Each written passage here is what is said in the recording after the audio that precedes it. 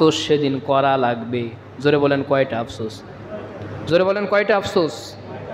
এই একই শব্দ কোরআনে ইয়া লাইতানি, ইয়া লাইতানি, এই একই শব্দ দ্বারা 9টা জায়গায় আল্লাহ 9টা আফসোসের কথা বলতেছেন। আফসোসটা খুব সাধারণভাবে হবে না, সেদিন আফসোস করবে এমন আল্লাহ রাব্বুল আলামিন বলছেন, সেদিন যারা আফসোস করবে, আমি আল্লাহর সামনে দাঁড়িয়ে সেদিন যারা আফসোস করবে তাদের অবস্থা হবে এমন, ওয়ায়াউমা ইয়াউদ্দুয যালিমু আলা ইয়াদাইহি, তারা আফসোস করবে আর নিজেদের হাত কামড়াতে থাকবে, কামড়াতে কামড়াতে হাত পুরা কামড়িয়ে খেয়ে ফেলবে, তারপরেও তার জ্ঞান ফিরবে না, হুঁশ ফিরবে না। তাহলে বুঝেন আফসোসটা কেমন হবে।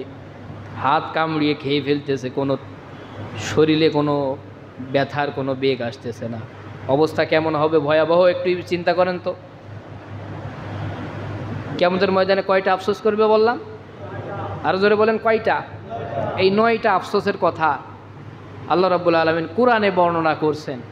এই 9টা আফসোস যেন আমাদেরকে করা না লাগে, দুনিয়া থেকে আমরা সংশোধনী হয়ে এই আফসোসের জায়গাগুলো আমরা পূরণ করে তারপরে মৃত্যুবরণ করব। পারবো না ইনশাল্লাহ? আল্লাহ আমাদের তৌফিক এনায়েত করুন, সকল বলি আমিন। আফসোস নম্বর 1, 1 নম্বর আফসোস কিয়ামতের ময়দানে সেদিন করবে যারা আফসোস করবে, মুজরিম হয়ে যাবে। দাঁড়িয়ে দাঁড়িয়ে দেখবে যখন পৃথিবীর যত পশু পাখি আছে সকল পশু পাখির বিচার আল্লাহ করে দিচ্ছে। পৃথিবীতে শক্তিশালী গরু যেগুলো ছিল, শক্তিহীন যেগুলো গরু তাদেরকে আঘাত করেছে, করে না এরকম ঘটনা হয় না? আমাদের বাড়ি সকল গোয়াইলে যেগুলো গরু থাকে সব গরুর গায়ে কি শক্তি এক থাকে, স্বাস্থ্য কি এক থাকে? এক গরু আর এক গরুকে গুঁতো দেয় কিনা? কিয়ামতের ময়দানে আল্লাহ রাব্বুল আলামিন পৃথিবীতে যেই গরুর শক্তি ছিল না, যেই গরুর শক্তি ছিল সেই গরু যখন তাকে আঘাত করেছিল, যেই ছাগলের গায়ে শক্তি ছিল না আর এক ছাগলের গায়ে আঘাত করেছিল, যেই পাখির গায়ে শক্তি ছিল না আর এক পাখি তাকে আঘাত করেছিল। এইভাবে পশু পাখি প্রতিনিয়ত মারামারি করে থাকে কিনা? কিয়ামতের ময়দানে আল্লাহ রাব্বুল আলামিন তাদেরকে একত্রিত করবেন, আর আল্লাহ রাব্বুল আলামিন এই দুনিয়ায় তারা যতটুক পরিমাণ আঘাত করেছে, কিয়ামতের ময়দানে যারা আঘাতপ্রাপ্ত হয়েছিল তাদেরকে শক্তি দিয়ে দিবে। শক্তি দিয়ে দেওয়ার পরে আল্লাহর নির্দেশ আসবে, তোমার সেই দুনিয়ার প্রতিশোধটা তুমি নিয়ে নাও। গরু তার প্রতিশোধ নিবে, ছাগল তার প্রতিশোধ নিবে, পাখিগুলো তাদের প্রতিশোধ নিবে। এইভাবে সব প্রাণীর প্রতিশোধ নেওয়া শেষ। বিচার করবে কিয়ামতের ময়দানে 2টা প্রাণীর। জোরে বলেন কয়টা প্রাণীর? বুদ্ধি থাকলে বলেন তো কোন কোন প্রাণী? বুদ্ধি থাকলে বলেন তো কোন কোন প্রাণীর বিচার করবে আল্লাহ? হ্যাঁ, যাক বুদ্ধি আছে, আমাদের বুদ্ধি আছে, যাই হোক আল্লাহ আমাদেরকে বুঝার তৌফিক দান করেন বলি আমিন। বিচার করবে মাত্র 2টা প্রাণীর, 1 জিন এবং 2 হলো মানুষ, এদের বিচার করবে আল্লাহ। আর পশু পাখি যারা আছে তাদের সমপরিমাণ আঘাত দিয়ে আল্লাহ নির্দেশ করবেন তোমরা মাটি হয়ে যাও। মুজরিম যারা হবে ওই সময়, মুজরিম যারা হবে 1 নম্বর আফসোস করে করে আল্লাহর কাছে বলবে আর হাত কামড়াতে থাকবে, ইয়াকুলু ইয়া লাইতানি কুনতু তুরাবা। জোরে বলি আল্লাহু আকবার। সেদিন মুজরিম যারা হবে তারা আফসোস করবে আর আল্লাহর কাছে বলবে আল্লাহ, ওয়া ইয়াকুলুল কাফিরু ইয়া লাইতানি কুনতু তুরাবা, যদি আমরা মাটি হয়ে যেতাম, আফসোস আর যদি মাটি হয়ে যেতাম কতই না ভালো হতো। এই আফসোস কি আপনারা করতে চান?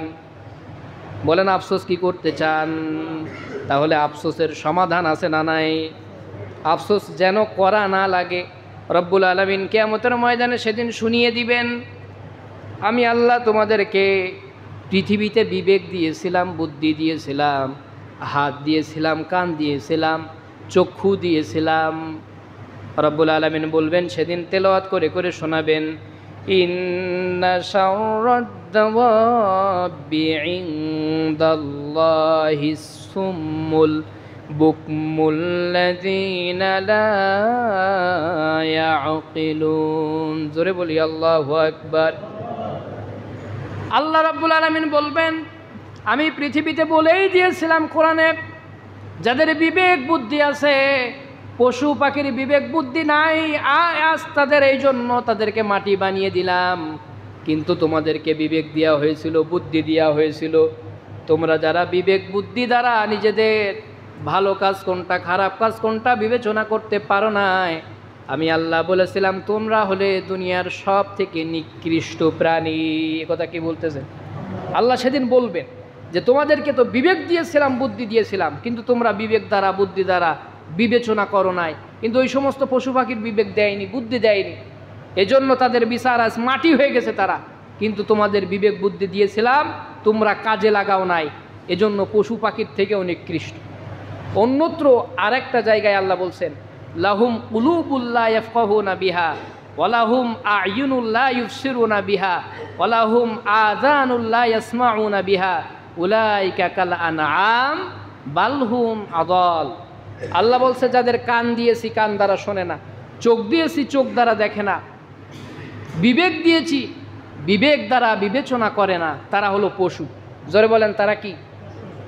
আমরা এখানে যারা আছি, বসে আছি, আমাদের ভালো করে দেখেন তো, নিজেদের দিকে একটু তাকিয়ে দেখেন, চোখ কান বিবেক বুদ্ধি আমাদের সবার আছে না নাই? এখানে কি কোনো পাগল আছে নাকি? তাহলে এই আয়াত আমাদের জন্য না? এই বিবেক দ্বারা বুদ্ধি দ্বারা চোখ দ্বারা কান দ্বারা যারা বিবেচনা করে না, দেখে না, শুনে না, আল্লাহ বলছেন তারা পশু। তারপরে বলছেন বালহুম আদল, বরং পশুর থেকেও নিকৃষ্ট। অনেক শিক্ষিত লোক আছে আমাদের সমাজে, ইসলামের কথা, ইসলামের বাণী, কোরআনের বাণী যখন স্পষ্ট ভাষায় তাদের সামনে বলা হয়, জ্ঞান থাকা সত্ত্বেও অনেক লোক মুখ ফিরিয়ে নেয়। এরকম লোক আছে না নাই? ইভেন আপনাদেরকে যখন বলা হয় নামাজ না পড়লে এই হবে সেই হবে, জাহান্নামে যাওয়া লাগবে, আচ্ছা নামাজ পড়া লাভ না ক্ষতি? লাভ। এ কথা আমরা বলতেছি লাভ।